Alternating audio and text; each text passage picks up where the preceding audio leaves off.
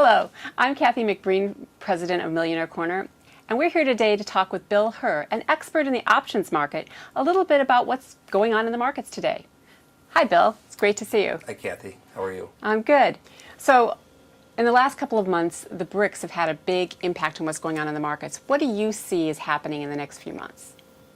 Well, I think in the next few months, I think more of the same. I do think a lot of the downside is priced in. Mm-hmm. However, if it continues, we believe there's more upside if the market resolves itself than there is downside. However, we don't see a quick resolution and a quick rally into those markets. Once growth slows down, it's hard to get it fired up again. And they were just recently talking about deflation. The IMF and that had a negative effect on the market. So I think, a lot of those third party, a lot of the the BRICS are commodity producers, and if that commodity decline continues, it's going to weigh on their economies. When it weighs on their economies, that's where a lot of the U.S. is growing at 3% a year, not even that, but that's sort of the target. China was growing at above 10, it's closer to 8, let's say now. So when they slow down, it slows down demand across the board.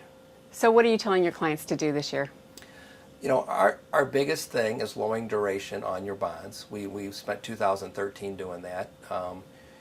We believe, bond markets are overpriced. They could stay low, for a couple years to come, but eventually they are going to go up, and that's going to hurt people. That's going to hurt people that have long duration bonds, because the longer term your bonds are, the more sensitive they are to interest rates.